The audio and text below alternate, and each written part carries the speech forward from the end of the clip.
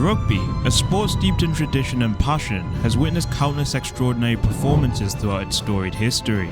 But some moments stand out, etched in the minds of fans forever. These are the solo performances that defy belief, the individual acts of brilliance that transcend the game itself. But what makes a great solo performance? It's a combination of skill, athleticism and courage, as well as the ability to think quickly on your feet, make the right decisions, and execute your plan perfectly. Lastly, it's also about believing in your own abilities and having the courage to take risks on the pitch. And so without further ado, let's look at 5 of the greatest solo performances in rugby history.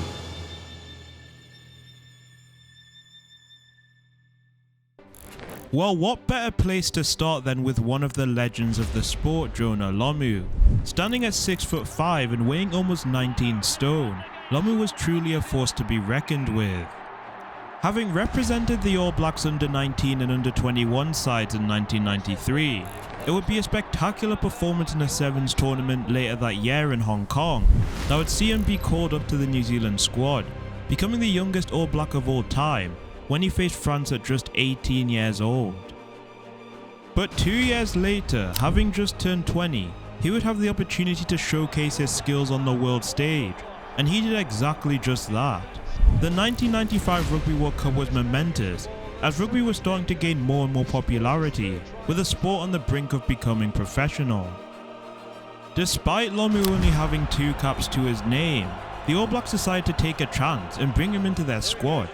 But boy would it pay off, as in his Rugby World Cup debut alone, Lomu scored twice against Ireland, who had no answer for his physicality and athleticism.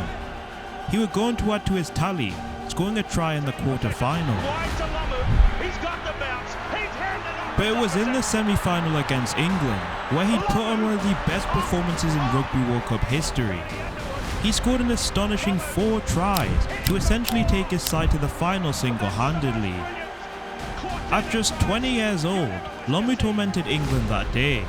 Though the All Blacks would lose to South Africa in the final, Lomu's physically dominating performances will become a trademark for the rest of his career, and are why he is considered a rugby legend. Next, we're heading to the Northern Hemisphere with former French rugby captain Thierry Dusautoir. Nicknamed the Dark Destroyer during his career, Dusautoir was considered a strong ball carrier and possessed incredibly powerful and effective tackling. And for this, he was considered the best tackler in the world during his career. He had a star-studded career with Biarritz and Toulouse, where he won the top 14 French league title on 5 separate occasions, as well as the Heineken Champions Cup in 2010, but it was on the international stage where he truly shone. Having only made his debut in 2006 against Romania, where he scored a try, just over a year later on the grandest stage of them all, he would put up one of the greatest solo performances the sport had ever seen. The 2007 Rugby World Cup was a huge opportunity for host France. Having won that year's Six Nations Championship just a few months prior, they were considered as one of the favourites for the tournament. Though they would be stunned on the opening weekend against Argentina at the Stade de France, comeback wins against Namibia, Ireland and Georgia saw them book their place comfortably in the quarterfinals, where they would face another one of their favourites in the All Blacks. It was a matchup for the ages, 2 powerhouses in world rugby facing off on the grandest stage of them all, but on this day, one man would write his name into the history books. The match was a tightly contested affair, with the All Blacks opening the scoring and going into half-time ahead, but in the second half, things changed. In the 54th minute, Dusautoir scored France's first try as they went on to a famous 2018 victory over the tournament favourites. But the craziest thing in all of this was that Dusautoir famously made 38 tackles, 2 more than the entire All Black side, which stands as a record for the most tackles in an international rugby game till this day.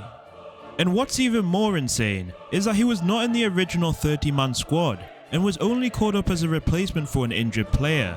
But it could be argued that this wasn't even his greatest performance for France, as 4 years later, now captain, he led France to the 2011 Rugby World Cup final, which was a rematch against the All Blacks. In that match, He scored France's only try and made an astonishing 22 tackles, for which he received the Man of the Match award. And to top it all off, later that year he was awarded the 2011 World Rugby Men's 15s Player of the Year award. In 2023, Duzatois was inducted into the World Rugby Hall of Fame, a truly great player and one whose performances will never be forgotten. In 2009, the Springboks were at the top of the rugby world, having won the World Cup 2 years prior and beating the British and Irish Lions in the series 2-1. They were the team to beat and were favourites heading into that year's Tri-Nation series. Moen Steyn was the fly half for the South African side Blue Bulls in Super Rugby, having finished as leading point scorer in the league that year and claiming his second Super Rugby title with the side.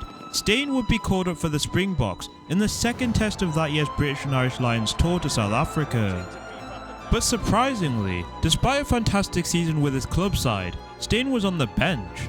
With South Africa's kicking game disintegrating and needing a win to secure the series, Steyn was called upon and immediately slotted 2 conversions and 2 penalties in the dying minutes of the game to give the Springboks the match and the series in dramatic fashion. But this was just a glimpse of what was to come from Steyn. Barely a few months later, on the 1st of August, he wrote his name into the history books. After beating the All Blacks 28-19 in Bloemfontein a week prior, the Springboks faced them again in Durban, where Steyn put on a performance of a lifetime. South Africa would beat New Zealand 31-19, and on only his 5th cap and his 2nd start, Steyn scored all of the Springboks 31 points, which included 8 penalty kicks, as well as converting his own try.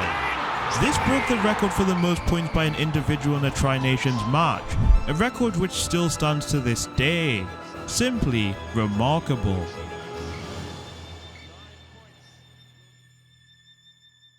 The Wallabies in 2015 were a team reborn. Under head coach Michael Cheika, they beat out the Springboks and reigning world champions the All Blacks to win the Rugby Championship, and as a result, they went into that year's Rugby World Cup as one of the favourites. Bernard Foley, who had finished as Australia's 2nd highest point scorer in that year's Rugby Championship, looked to be the Wallabies starting fly half or number 10, and this made sense as Foley was a player who had rapidly improved in the last 2 years and at the age of 25 was really coming into his own.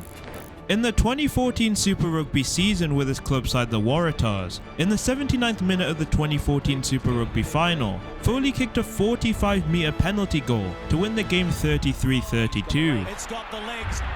He would finish the season as top point scorer with a total of 252 points. The next season was not as successful, but still strong, as he scored a total of 187 points, but his side the Waratahs would be knocked out in the semi-final. The 2015 Rugby World Cup was a very successful showing for Foley.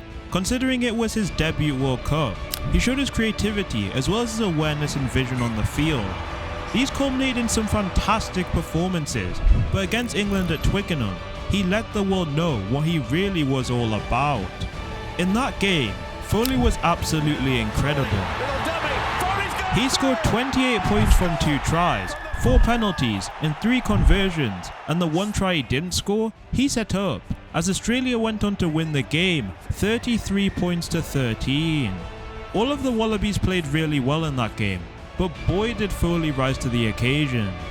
This result was Australia's largest winning margin over England in England, all while scoring the most points against them.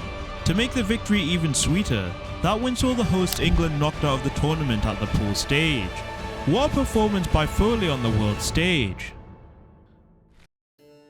Dan Carter could be considered one of, if not the greatest All Black ever. The 2-time World Cup winner and 3-time World Rugby Men's Player of the Year has had many great performances throughout his career, but none could be considered as perfect as the 2nd test against the British and Irish Lions in 2005. Having finished 3rd in the 2003 Rugby World Cup and runners-up only a few months later in the 2004 Tri-Nations, the All Blacks needed to bounce back the next year, and they would do just that, winning the 2005 Tri-Nations, which put them in a good stead for the upcoming series against the British and Irish Lions. Throughout this period, Carter's rise was simply remarkable. He'd gone from warming the bench at the 2003 Rugby World Cup to becoming one of their most integral players, starting at fly half, and in this series, he'd show exactly why.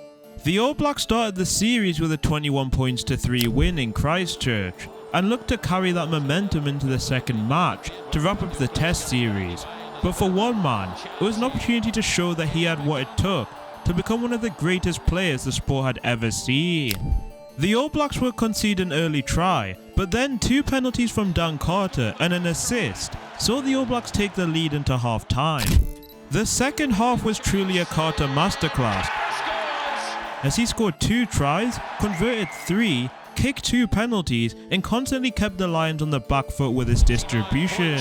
Tonight, he scored all of the All Blacks points in the By second the end half. of the match, he'd racked up 33 points in just 67 minutes, breaking the record for the most points scored in a single match for an All Black against the Lions.